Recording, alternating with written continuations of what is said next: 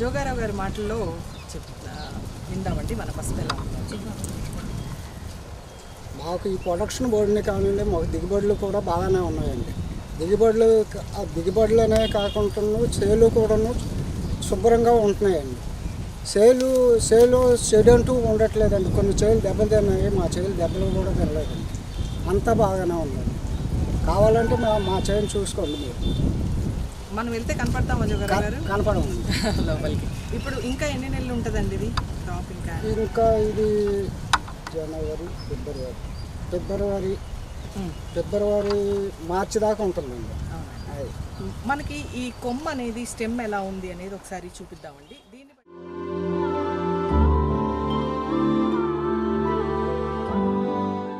బ్రహ్మాండంగా ఉందండి. ఇదిగోండి సైడ్ పిలకలు ఇలా తల్లి కర్రతో పాటు వస్తున్నాయి. అట్టా ఉన్నప్పుడే ఊట బాగుంటుందండి. ఆ ఊట కూడాను ఇటు 4 కొమ్ములు అటు 4 కొమ్ములు కంపల్సరీగా వస్తాయండి.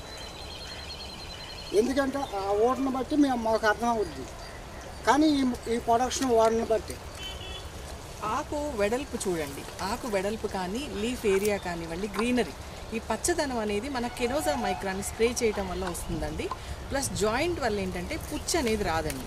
ఈ జాయింట్ బ్యాక్టీరియల్ బేస్డే కాదు, ఫంగిసైడ్ అండి.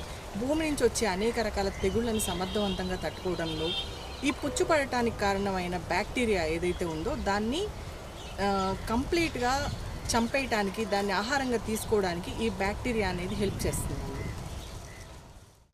లీఫ్ ఏరియా ఇంక్రీజ్ అవ్వడానికి, పత్రహరిత శాతం పెరగడానికి, ఆకుల సంఖ్య పెరిగినప్పుడు ఆహారాన్ని ఎక్కువ తయారు చేసుకోవడానికి మొక్కకి ఎక్కువ హెల్ప్ చేస్తుంది. కాబట్టి మన కెనోజా మైక్రాన్ అనేది 3 times చేయడం జరిగిందండి. దీనిలో ప్రోమిజోల్ని చేశారు, ప్లస్ ఆర్గోపోస్ని తెగుల్ని తట్టుకోవడం కోసం చేయడం జరిగింది.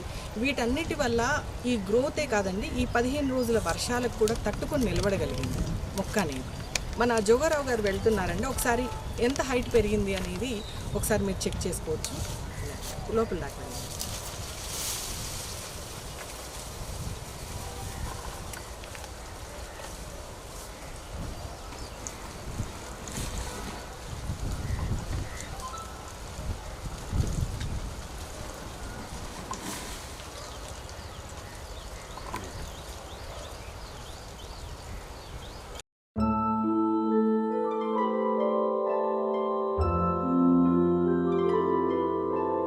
you